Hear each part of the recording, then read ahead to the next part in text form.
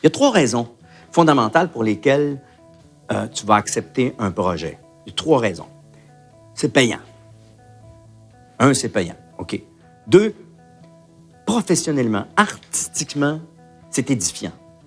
C'est un Christi de beau projet. 3èmement, tu vas avoir un gros paquet de fun dans le projet. Et il disait, si tu remplis 2 des 3, c'est la raison pour dire oui à un projet. Alors, tu peux être dans un projet qui va être payant pour toi, puis dans lequel tu vas avoir bien du fun, mais peut-être qu'au niveau artistique, ça va être un peu moins cela. Mais au moins, tu as rempli 2 des 3. Si tu as les 3, bravo, tant mieux pour toi. C'est rare.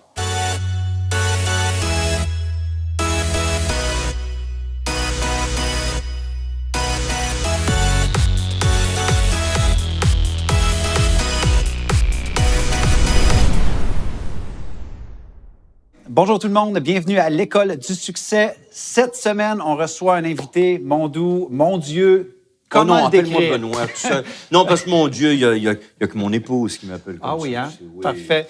Mais quand même, je tiendrais à préciser pour les gens qui nous écoutent en Europe, c'est la première fois que j'ai un invité qui m'a fait rire à chaudes larmes, qui m'a fait pleurer, qui m'a touché, qui m'a inspiré. Ça fait plus de 25 ans, Benoît Brière, que tu nous inspires, tu nous touches à travers l'écran au Québec. Benoît Brière, comment ça va? Merci, c'est gentil, ça a été très agréable. Merci beaucoup. C'est la fin de l'entrevue. Au revoir. N'est-ce pas exceptionnel?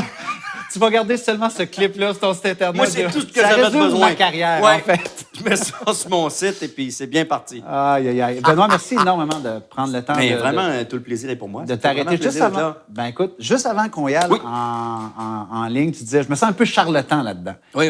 Écoute, quand même, après une carrière tellement exceptionnelle de 30 ans, je présume qu'il doit y avoir des leçons, des clés, des trucs, en fait, que tu as appris en cours de route sans faire la morale à personne. Ouais. Tu es quand même quelqu'un qui vient avec des expériences assez exceptionnelles. Oui, mais je te dirais que je mettrais ça sur le compte d'une certaine insouciance, voire naïveté, peut-être même imbécilité, qui fait qu'aujourd'hui, je suis rendu où je suis rendu.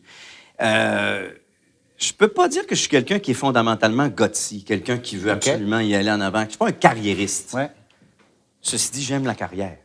Donc, je me suis dit à un moment donné, un peu beaucoup inspiré par Brel, ça se glisse très bien dans une conversation, que j'avais vu dans une entrevue très sérieuse où il disait qu'il souhaitait se retirer à un moment parce qu'il considérait qu'il avait moins de plaisir à faire ce qu'il faisait.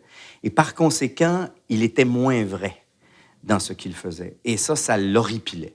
C'est quelque chose qu'il ne voulait pas faire. Et c'est un peu la promesse que je me suis faite en quittant. Moi, il fallait absolument...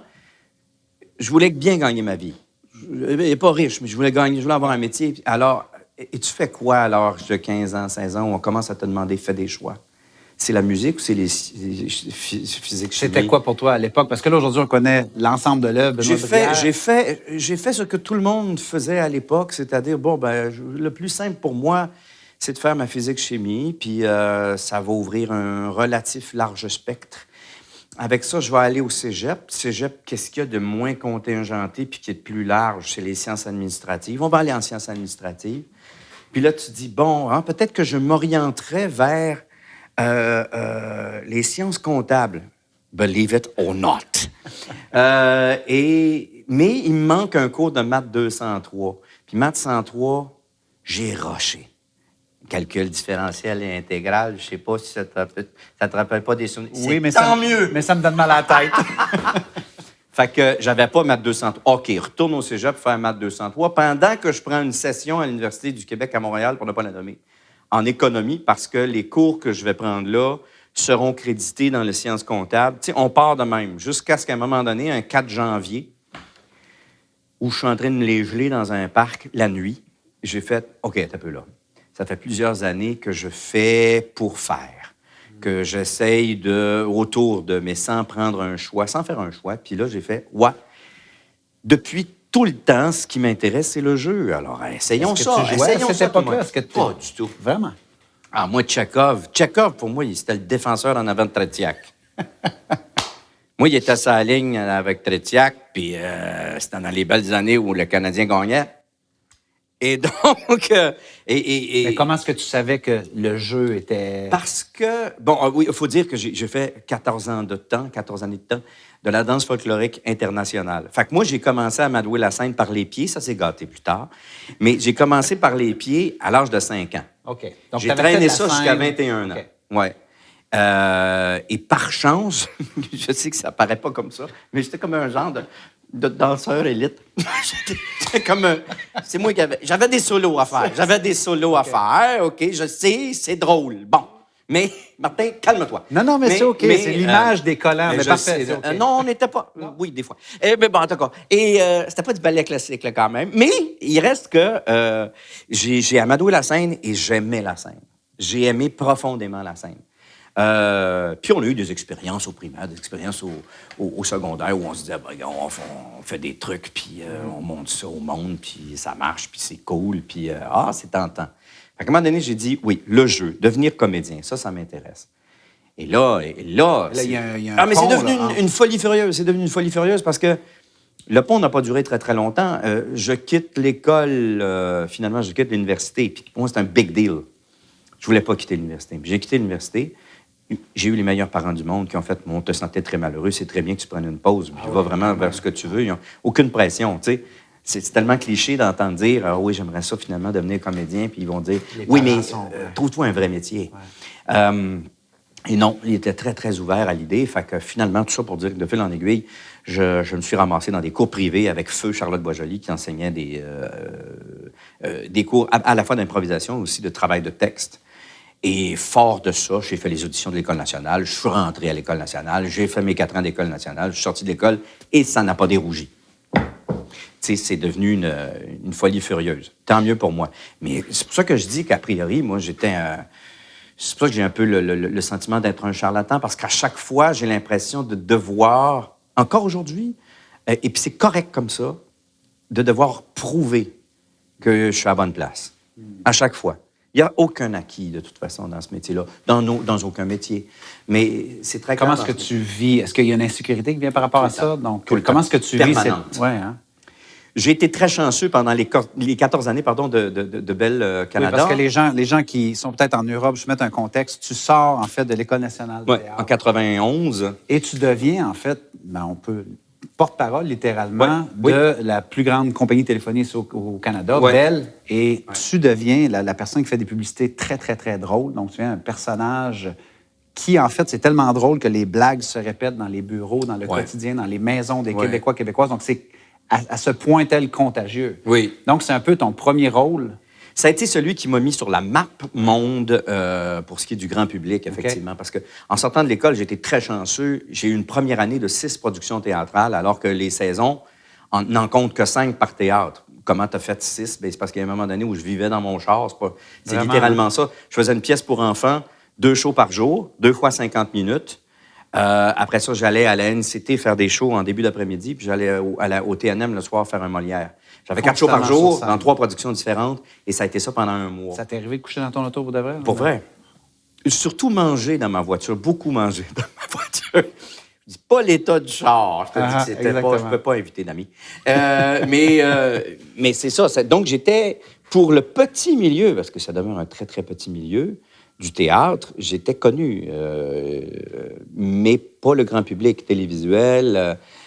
Ça, ils ne savaient pas qui j'étais. Puis au gré d'une audition, je suis devenu Monsieur Bell, qui s'appelait officiellement Monsieur B, mais qui s'est appelé pour le commun des mortels, Monsieur Bell. Puis ça a été 14 années de pub, ça a été 130 quelques publicités, parce qu'on en faisait à peu près un ratio de 1 nouvelle par mois, ce qui est rarissime, encore plus rare. Et là-dessus, je faisais tous les personnages. J'ai dû faire 90 personnages différents dans 14 années. Et ça, c'est l'affaire qui m'intéressait, parce que comme je te disais tantôt, à micro fermé, que tu te fais offrir une publicité, tu sors d'une école de théâtre, t'es un peu pur, là. Tu veux pas faire de la publicité, ce n'est pas du jeu, c'est pas ça. Et là, on te dit, non, attends, t'es tout seul, dans un univers vide, t'as pas d'accessoires, et il faut que tu nous parles, accompagné, ça va venir plus tard, de ta mère, de ton beau-frère, de ton fils, de ci, de ça, que tu vas jouer toi-même. Faut que tu nous parles de scénettes de la vie. dans lesquelles scènes sont impliqués les produits de Bell. Alors, et de façon très humoristique. Fait que là, ça devenait un challenge. Et honnêtement, là, ça fait plus de 10 ans que c'est terminé, je m'ennuie. Est-ce qu'à cette époque-là, tu as un regard de l'industrie, justement, tu dis c'est puriste un peu le domaine du théâtre, ainsi de suite. On voit des controverses comme Martin Matt dernièrement, ou des trucs qui endossent des produits. Est-ce qu'à cette époque-là, début des années 90, toi, ton monde te dise, arrière Satan, on peut pas croire que tu représentes Personne m'a dit arrière Satan. Vraiment, hein? Personne. Cependant, on a vite fait de me dire, par exemple, ah, c'est correct celle-là parce que tu as à jouer quelque chose. Ah, OK. Ça, c'était correct. C'était correct, ça t'a à jouer quelque chose. Et je ne cacherai pas non plus que ça m'a fait connaître aussi, veut pas, pour tout ce qui est producteur, diffuseur, metteur en scène, réalisateur, tous ces gens-là qui ne me connaissaient pas ni d'Ève ni dedans parce qu'ils n'allaient pas au théâtre, ou si peu, ou ils n'ont pas vu les shows dans lesquels j'étais. Tout d'un coup, ils me voyaient à la télé puis ils faisaient « C'est qui ce gars-là? Ça serait intéressant d'aller l'avoir ceci, cela, en audition là. » Et ça a aidé la carrière. C'est sûr, ça a énormément aidé la carrière.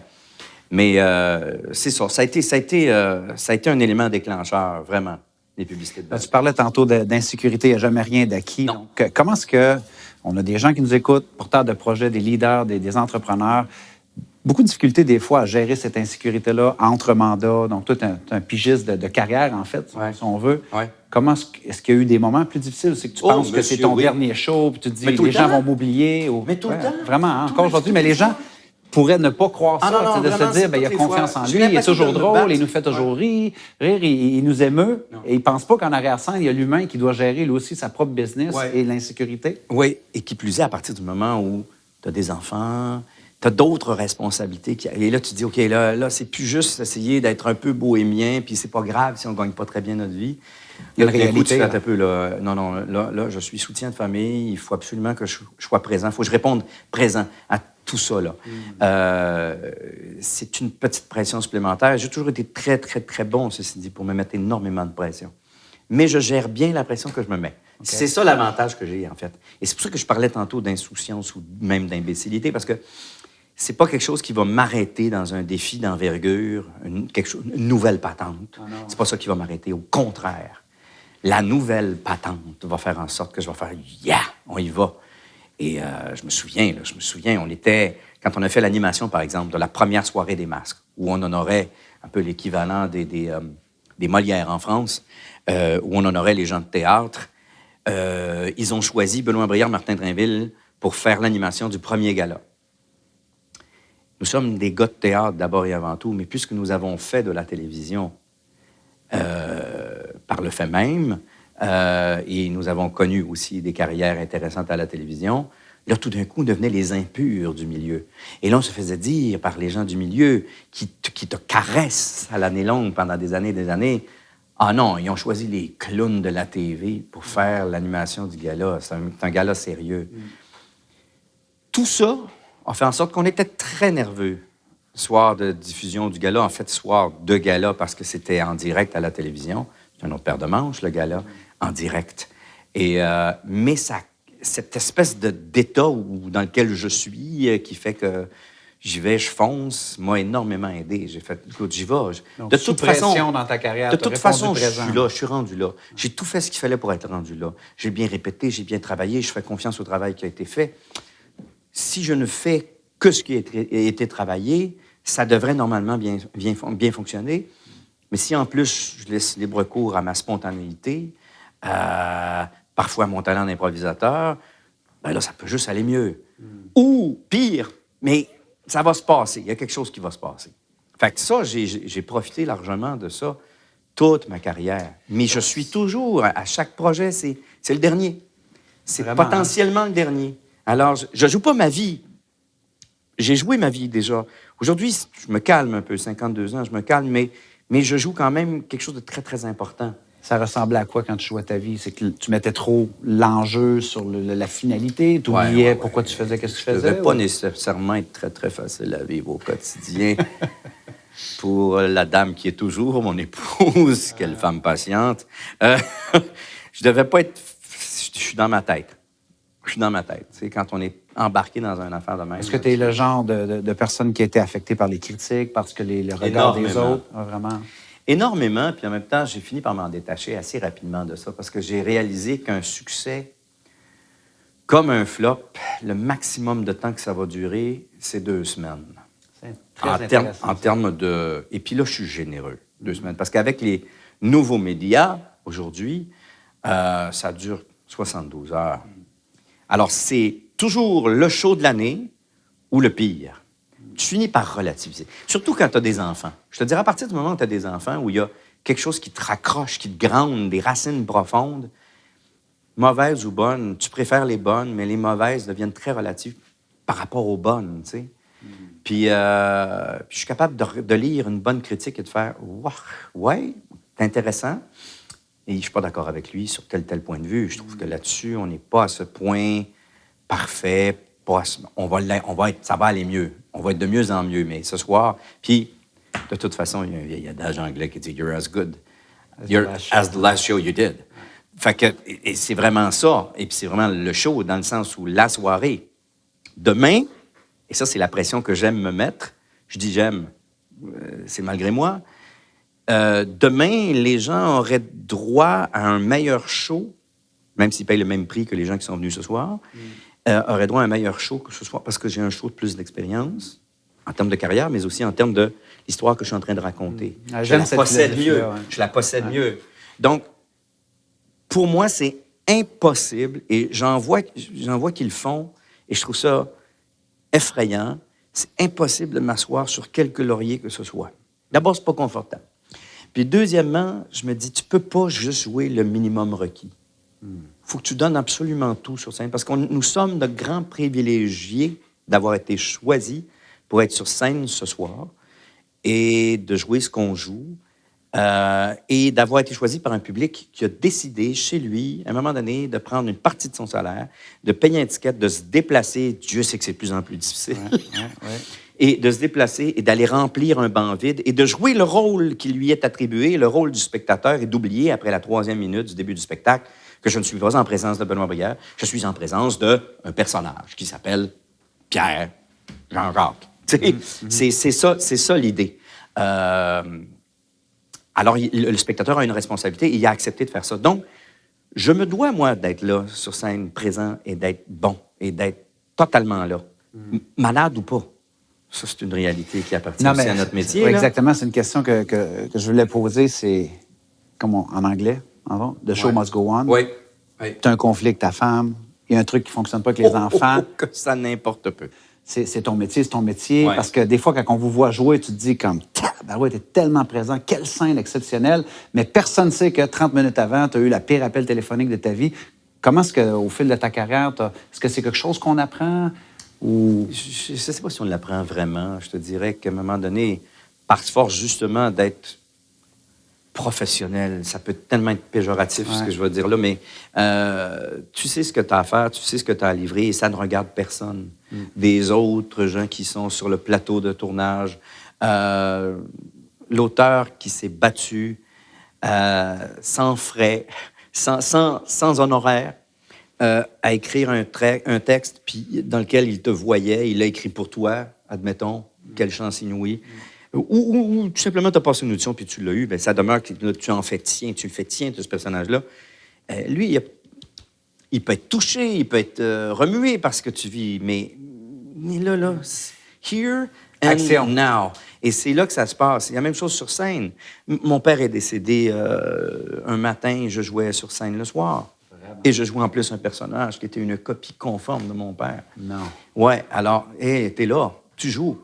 Tu vas backstage, quand tu sors de scène, tu vas pleurer un bon coup, tu reviens, tu recommences, tu continues. Et les gens, ils n'ont pas vu ce qui s'était passé.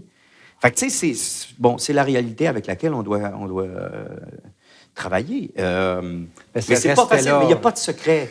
Il n'y a pas de secret. Tu y vas, tu le fais. Ouais. Qu'est-ce que tu mais veux, j'aime ce respect-là que, tu sais, souvent, on dit il n'y a pas d'acquis, mais de ne pas oublier d'où est-ce que tu viens, c'est important. Tu sais, tantôt, tu l'as très bien fait, la séquence. Il y a des gens qui prennent de leur argent, de leur temps, qui se déplacent, qui viennent.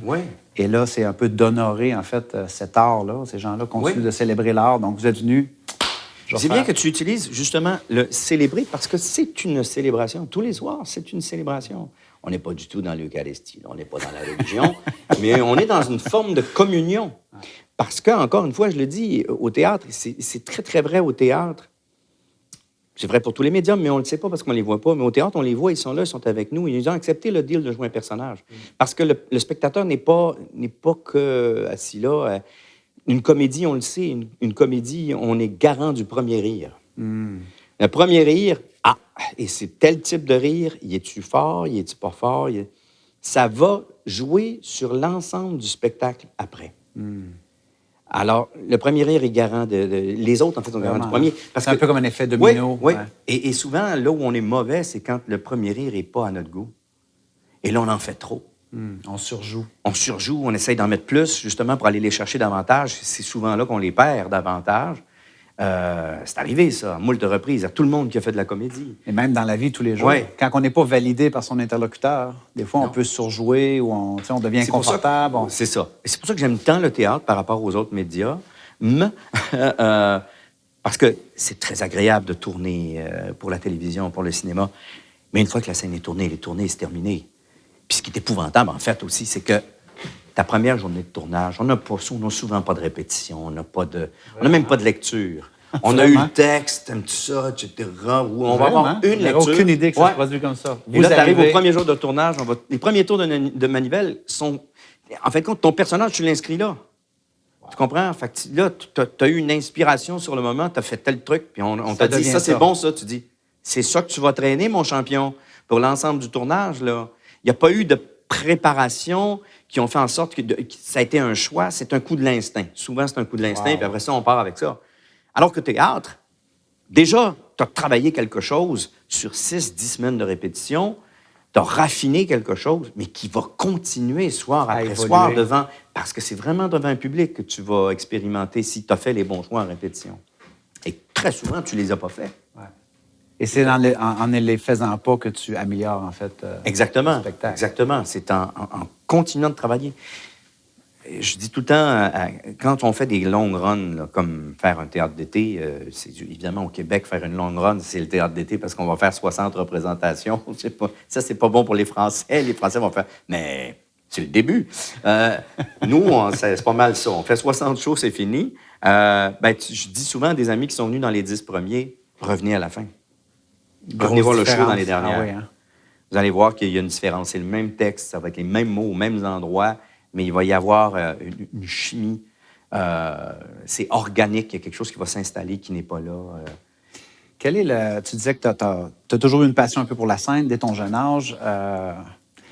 Est-ce que tu as eu des influences? Est-ce que tu as des gens qui t'ont inspiré, qui t'ont donné des conseils, que tu te dis comme « Wow, ça, c'est... » Tellement. Mais moi, à partir du moment où je te disais que Tchekhov, pour moi, c'est un défenseur de l'équipe russe, à partir du moment où j'ai commencé à m'intéresser aux jeux chez Charlotte Boisjoli, j'étais une éponge. Je prenais absolument toute information, je buvais ça, je me disais, OK, c'est comme ça que ça se passe. Puis après ça, tu as la chance d'être accepté au stage de l'École nationale avec qui tu vas travailler, avec des Rémi Girard, avec des René Richard Cyr, avec écoute, tout du monde qui travaille beaucoup dans le milieu actuellement. Donc, tu dis, OK, encore une fois, tu es toute éponge, tu reçois tout. Et là, tu es accepté à l'École nationale. Alors, tu vas passer 4 ans de ta vie où tu vas boire ces informations-là. Puis, tranquillement, tu vas finir par faire un tri. Parce que de toute façon, il y a autant de façons de jouer que d'acteurs. Ouais. Et en fait, c'est plus grand que ça. Il y a autant de façons de jouer que de projets sur lesquels tu travailles. Je travaille jamais de la même façon d'un projet à l'autre. Totalement, non. Alors, souvent, on me demande, ouais, c'est quoi tes trucs? Boy, nomme-moi un projet, je vais te dire ce que j'ai fait. Alors, donc, tout ça fait en sorte que j'ai bu à la parole de plusieurs personnes qui ont été très intéressantes. C'était surtout de la modélisation ou du savoir-être? C'était peut-être plus le savoir-être de ces gens-là qui étaient déjà dans le domaine. Parce que souvent, les gens vont dire comment tu as fait. Mais souvent, on oublie par osmose, en côtoyant des grands. Ouais. Des fois, même dans le silence, tu peux apprendre. En écoutant. Ouais. En écoutant, puis... je suis pas plus fin qu'un autre, mais j'aime pas beaucoup m'obstiner inutilement, à moins d'être vraiment convaincu de mon affaire. Puis encore. Alors, ce que je fais, c'est que j'écoute, et je vais mettre mes propres filtres, à un moment donné. Et puis, des fois, je me rends compte que j'avais tort de ne pas d'avoir mis ces filtres-là. C'est parfait. Je ferai différemment la prochaine fois. C'est en constante évolution. Tout le temps, tout le temps, tout le temps. Alors, puis tu as des gens, comme je te disais, Rémi Girard, René Richard-C, c'est des gens qui sur-travaillent dans le milieu. Donc, tu dis, ils doivent connaître une ou deux choses. Ils ont le talent qu'ils ont. Et ça, le talent, c'est extrêmement important parce que le talent, c'est quelque chose d'inné. On a tous des talents différents pour toutes sortes de choses. On peut avoir un talent pour jouer. Ce talent-là, tu dois l'avoir à la base si tu veux t'inscrire dans une école. L'école ne te le donnera pas. L'école ne peut pas être marchande d'illusions. Elle n'a pas le droit de le faire pour commencer. Dieu sait qu'il y en a beaucoup qui le font. Mais a priori, ça te prend un talent. Après ça, c'est qu'est-ce que tu en fais. C'est comment tu le raffines, comment tu le peaufines, comment tu le travailles. Le talent n'est plus assez. Non, c'est plus assez. Après ça, il faut développer autour. Et c'est là où ça t'appartient. Mais il faut quand même, tout le temps, à vie, avoir l'humilité du talent que tu as. Parce que c'est un don. C'est un don. Alors, il faut... tu sais, je vois des jeunes là, qui, tout d'un coup, du jour au lendemain, deviennent des méga stars. Bon, là, ça se pète la bretelle.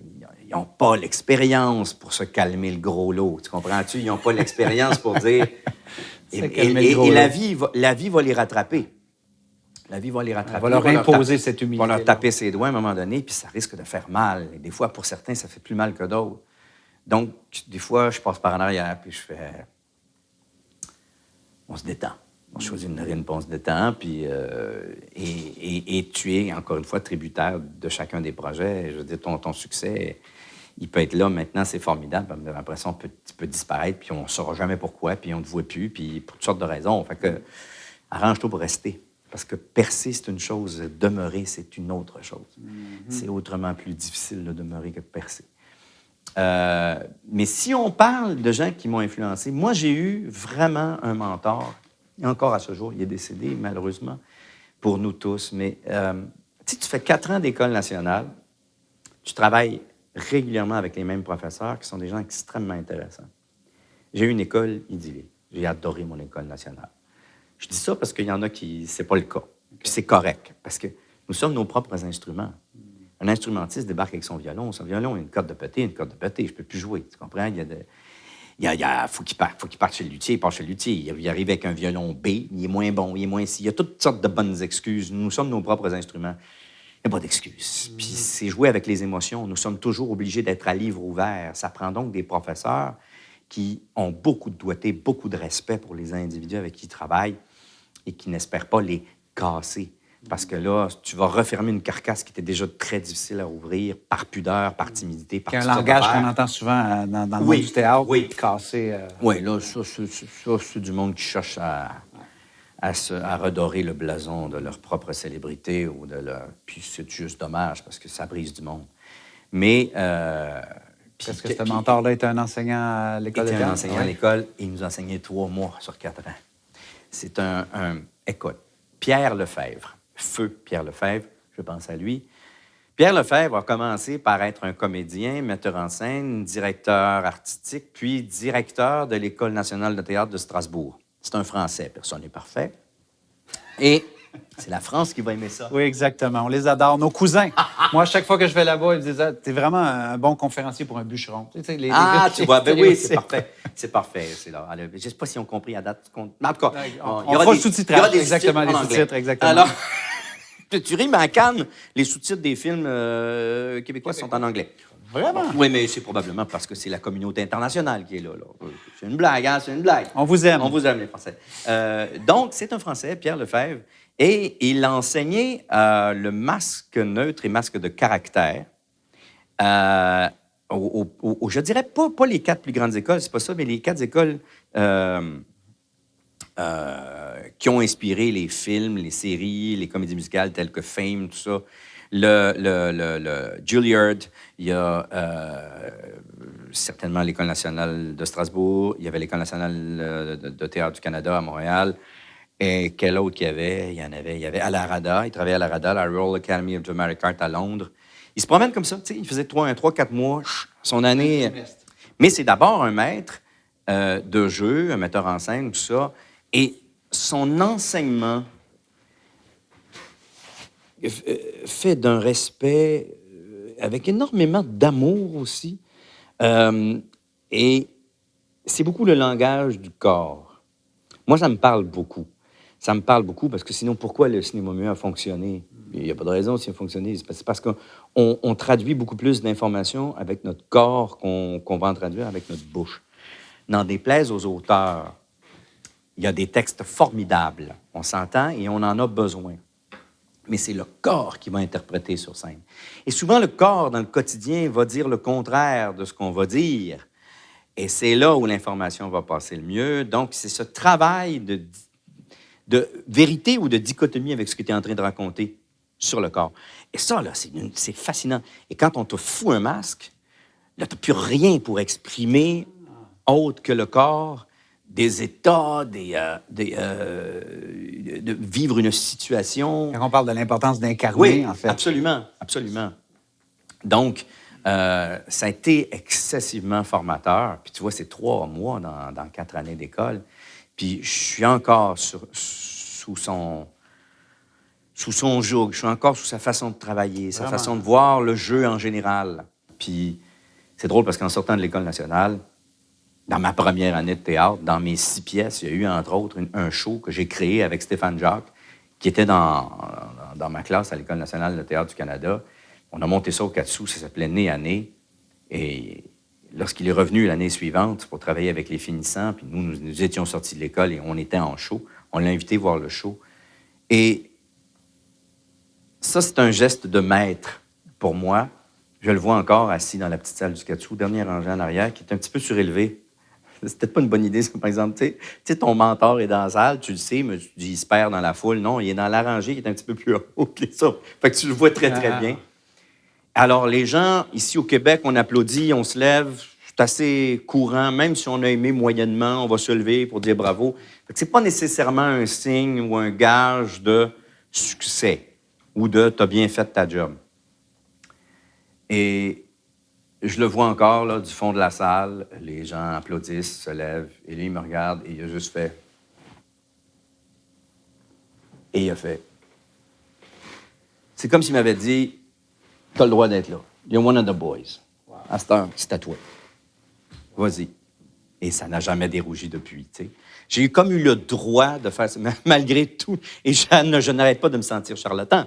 Pour autant, peut-être un peu moins, grâce à lui. Comme tu disais tantôt, on le fait pas pour la validation, mais c'est le fun d'avoir la validation des gens qu'on respecte, qu'on honore et qu'on apprécie les enseignements. Et d'avoir ce geste-là, à un moment donné, c'est comme... Ça te donne la tape sur l'épaule. Exactement. Hey, vas-y, mon homme. Tu sais, le gars, là, il aurait pu péter la broue comme il faut, là, tu comprends, avec le pedigree qu'il avait, là. Et là, lui, il était d'une humilité. Il travaille avec nous. Et ça, cette notion de respect-là, vient très certainement de l'éducation que j'ai eue.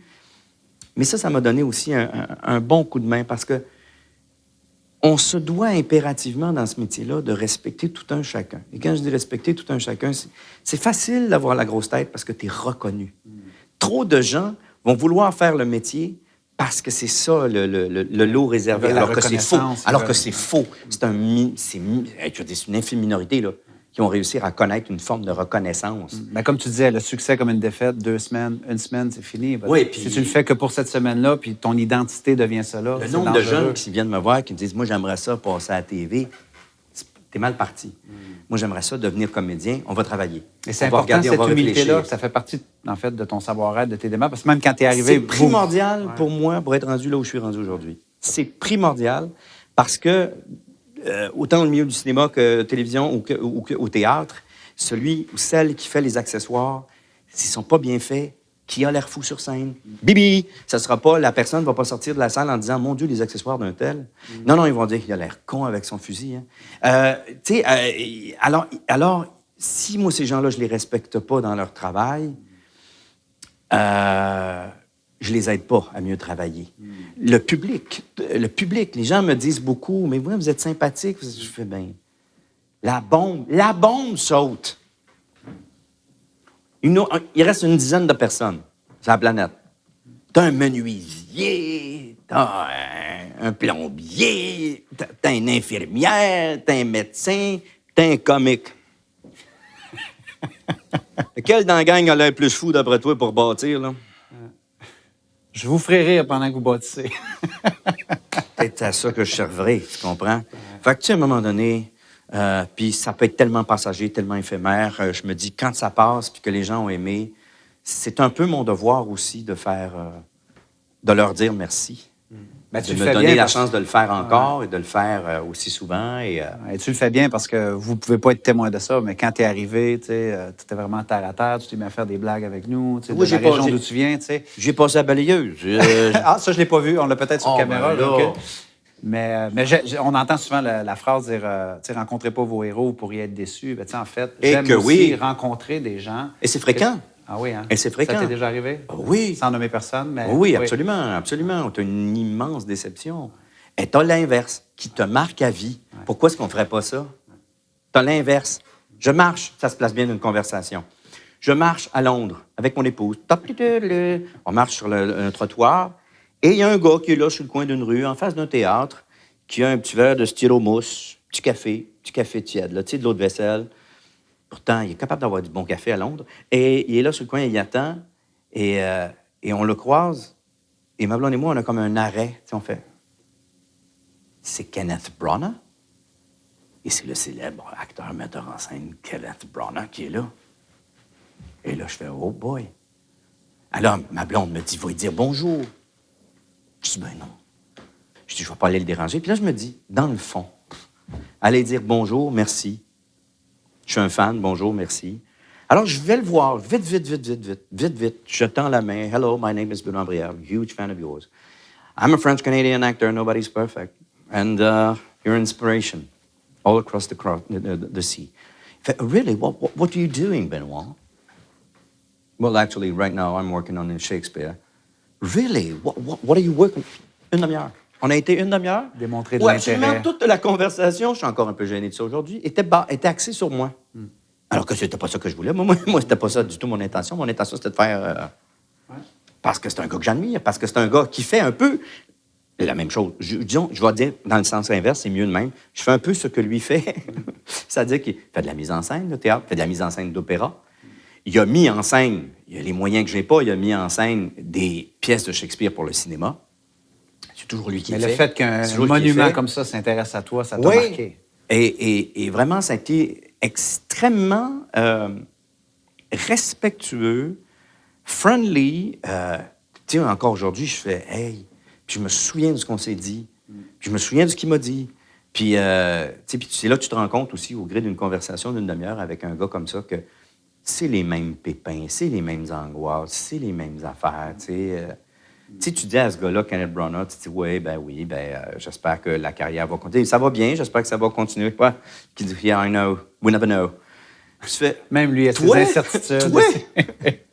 Toi, lauréat d'Oscar, lauréat de Olivier Award, toi, tu me dis, oui, c'est la même Moses d'affaires, c'est sûr. C'est spécial que les gens aient cette illusion-là ou cette perception-là que justement, que des gens qui ont they have arrived, donc qui ont du succès, qui ont pas de manque de confiance, qui sont toujours dans la certitude. On dirait qu'on a une image complètement distorsionnée. C'est certainement. En tout cas, pour moi, c'est un moteur. C'est un moteur qui m'aide beaucoup à... Je ne peux pas m'asseoir sur mes lauriers. Ce qui fait que je m'épuise rapidement, par exemple, dans mes projets. Je te dis que c'est pas long que je viens brûler. Mais il y a un investissement, il y a un don de soi là-dedans qui est important si on veut persévérer. Puis tu sais, à un moment donné, du jour au lendemain, t'es comédien, puis c'est facile quand t'es comédien dans une production professionnelle de dire après le show qu'il n'a pas marché. Ouais, la mise en scène. Ou dire, ouais, le texte n'est pas... Ou les compatriotes avec moi, tu sais, c'est pas ça. Oh, ouais, t'as-tu vu le décor dans lequel ils nous ont sacrés? Ça allait être... C'est facile de se défaire, de chialer, de dire que c'est pas ça, que j'aurais donc... Tu sais, le vieil adage, c'est combien d'acteurs ça prend pour visser une ampoule? C'est 10. On va dire 10, mais d'habitude, c'est 400 000. Mais on va dire 10, un pour la visser, puis les 9 autres pour dire, ouais, c'est pas comme ça que je l'aurais fait, moi. Mais bon, tu sais, alors, t'as cette réalité-là qui est là, puis là, tu te dis, bon, ben, au lieu d'être un des 9 qui va dire, c'est pas comme ça que je l'aurais fait, puis au lieu de mettre le con... J'ai jamais fait ça, by the way, parce que je suis un gars de gang, je suis un gars de gang.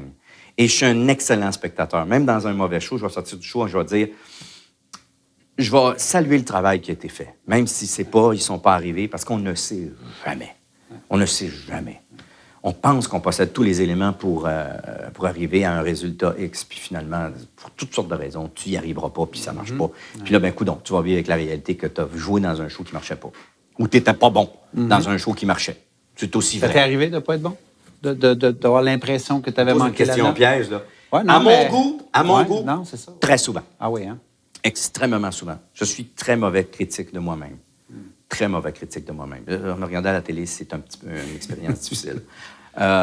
Bon, mais ça, c'est moi. C'est peut-être encore un des éléments moteurs qui fait que j'avance. Mais donc, tout ça pour dire que je me suis dit à un moment donné, on m'a offert l'opportunité d'être directeur artistique au Théâtre du Vieux-Terrebonne. OK, let's do this. Pourquoi? Parce que je me suis dit, je vais arrêter de dire que c'est la faute des autres. Si c'est pas bon, c'est de ma faute. Ouais. Mais au moins, je vais participer au processus décisionnel d'une production, de A à Z, depuis le début, depuis le choix même de la production, jusqu'à qui va travailler sur cette production-là, et pas comment, mais en tout cas en amenant mon input là-dedans. Bon. Et là, ça sera ma responsabilité, et ce sera de ma faute. Jusqu'au jour où, là, on se rend compte que la production sur laquelle on travaille est un succès inouï. On veut partir en tournée, mais on n'a pas une convention. Ah, là, on rentre dans le syndicat. On n'a pas une convention qui va permettre aux acteurs de renom qui travaillent sur ce show-là de gagner le salaire adéquat. Moi, je suis un acteur, d'abord et avant tout. Fait que, as-tu une idée que je suis un très mauvais producteur? Parce que moi, ce que je veux, c'est que le projet existe. C'est de l'éphémère, hein, le théâtre, ça dure quelques mois, c'est terminé. Tu l'as vu, tant mieux. Tu l'as pas vu, tant pis. Puis ceux qui l'ont vu c'est une infime minorité. Hein? Un show, gros succès, 60 shows, 35 000 personnes l'ont vu. Vraiment? Ça passe une passe à la télé, puis il y en a 4 millions qui l'ont vu. On s'entend-tu que c'est relatif, un succès au théâtre? Bon, alors, tu dis, puis c'est éphémère. Alors, est-ce que je vais rester assis chez moi, à côté du téléphone, à attendre que quelqu'un pense à moi pour jouer Albin dans La Cage aux folles? Puis les chances sont minces, on va jouer ça une fois aux 15 ans. Une fois aux 15 ans, si tu... Ou je vais provoquer une opportunité. Ou je vais m'arranger pour le faire. Je vais m'arranger pour être celui qui va appeler. Puis je vais m'appeler moi-même. Tu sais, on verra. J'accepterai peut-être pas, mais je vais m'appeler moi-même, tu sais. Alors, je trouvais là une façon de pouvoir provoquer des shows, des choses que j'avais envie de faire, envie de jouer. Je me dis, c'est parfait, on va faire ça. Mais là, arrive le projet où là, tu peux pas payer le monde parce que tu n'as pas la bonne convention. Et là, je dis à l'Union des artistes, mais là... Et là, c'est toi qui es responsable de ça. Oui. Là, je dis, ça serait quoi la bonne convention? Faut que je... Ben, parce que là, tu es dans un théâtre qui est un OSBL, donc qui est sans but lucratif. Donc, il est attaché à une convention qui s'appelle l'ACT. Là, on tombe dans des termes plates pour vous autres, là, mais j'ose entre vous autres en attendant. Mais, et là, tu dis, et le salaire des acteurs, c'est à peu près ça. Puis ça excède pas ça. Mais moi, je décide, non, on excède. On est rendu 2 fois et demi, là. Alors, je reçois un appel, moi, de l'Union qui fait... C'est un peu ingrat de notre part de te dire, en termes de représentant de l'Union des artistes, que tu payes trop tes acteurs, mais c'est un problème. Alors, qu'est-ce... Une phrase qu'on entend très rarement. Bien, très rarement. Dans le monde artistique. Mais j'ai dit, OK, c'est quoi? Qu'est-ce qu'il faut que je fasse? Il dit, toi, tu n'as pas de compagnie de production en toi? Je dis, non. Parce que si toi, tu coproduisais et que toi, tu étais à but lucratif, tu serais affilié à la convention de l'APTP, l'Association des producteurs de théâtre privé. À ce moment-là, tu peux payer Fait que dis-moi, c'est moi qui produis? Je peux. OK, 72 heures. 72 heures, j'ai incorporé une compagnie, je suis allé chercher mes numéros de taxes, je suis allé chercher mes numéros de syndicat, je suis allé tout chercher mes affaires. Paf! Du jour au lendemain, je devenais parfaitement legit. C'est comme ça que je suis devenu producteur. Je me suis pas dit, tiens, je vais aller faire un coup d'argent, là. Ouais. Non, j'ai fait non. C'est pour que ça existe. Ouais. Et pour que ça existe décemment, selon mes critères à moi. Faisons ça. Ça n'a jamais dérougi depuis. Je suis producteur depuis 12 ans. Et d'année en année, c'est toujours la même chose. Puis on me dit, ah, ben oui, mais là, c'est sûr, t'es producteur, tu fais de l'argent. Je fais, hey, ben oui, Brière. On a connu à la TV qu'on connaît. Si c'est sûr, Brière est sur une affiche. On va aller voir le show. Oui. Moi, je me souviens, j'étais en économie, souviens-toi. Tu suis, là, hein, Martin? Tu suis, OK. J'étais en économie, moi. Il y a un examen à la fin en passant aussi. Prenez des notes. Tiens, ça, okay. Ça va être demandé à l'examen. C'est un choix de réponse, tu as 5 minutes pour répondre. Donc, comme j'ai fait de l'économie, moi, je me dis, je sais que partir une compagnie, tu as un 5 années rough. De ce qu'on nous disait, hein, on nous disait, pense pas tout de suite que là, tu vas... Ouais, même non, qu'à l'intérieur de 5 ans, il y en a jusqu'à Ben oui. 85 qui peuvent échouer. Donc, C'est oui, il y ça. a plein d'études C'est et ça. de statistiques qui existent. C'est ça. Fait que là, je me suis dit, bon, OK, ben, ça va être 5 ans.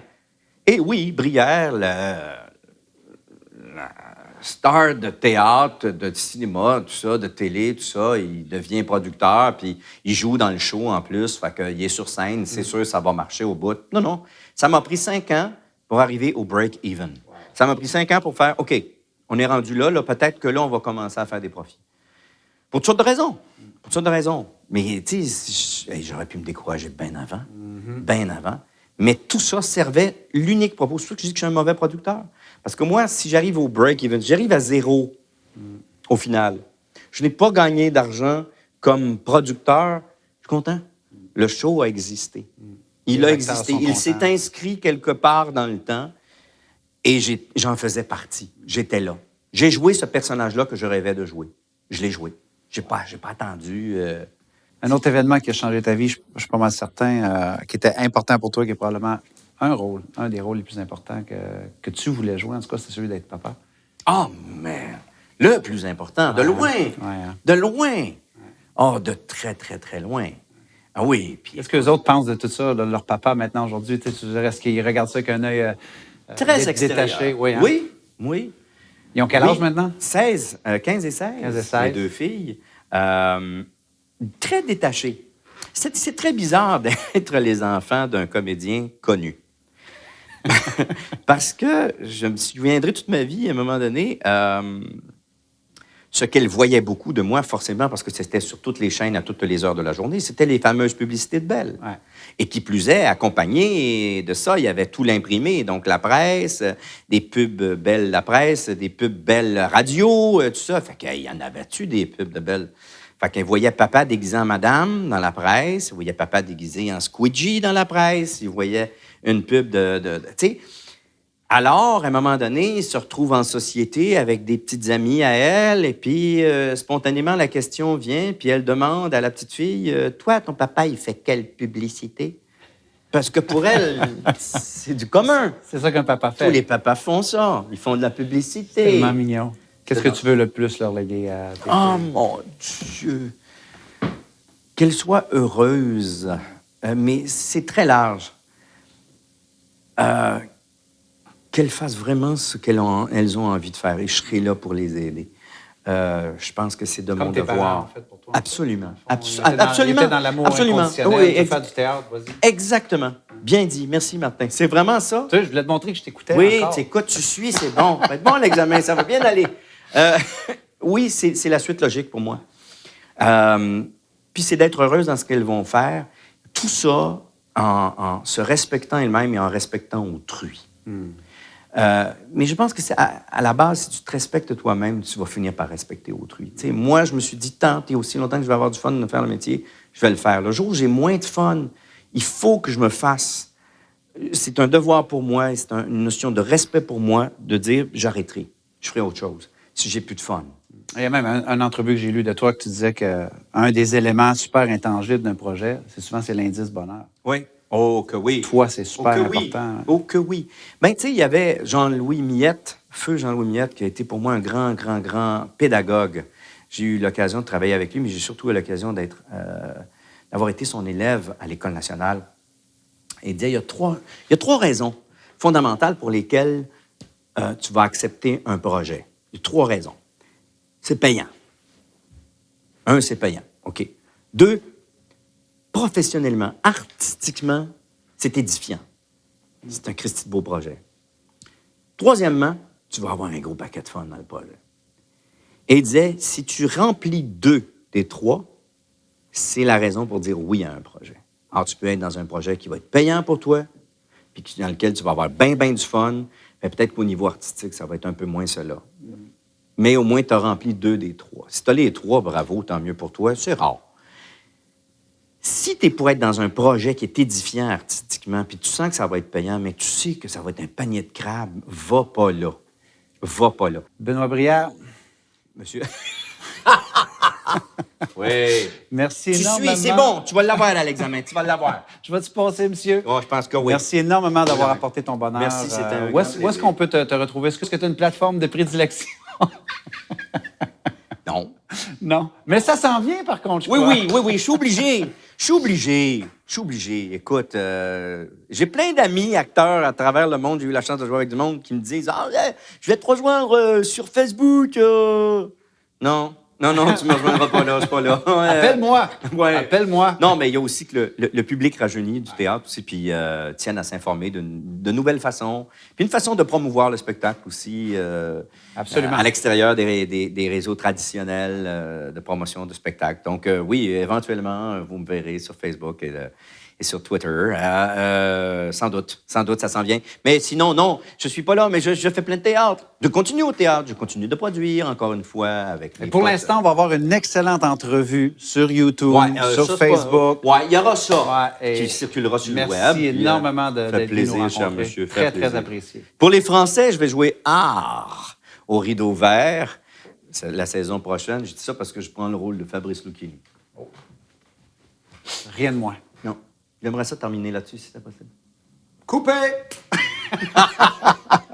Merci énormément. Merci, cher monsieur. Tout le monde qui ont écouté cette entrevue-là, j'espère de retrouver autant de valeurs humaines que j'ai pu en retirer toi-même, en hein? retirer moi-même, non, vraiment, c'était Ouais. une très, très belle rencontre. Je te sens ému, là. Écoute, je le suis. Larmes.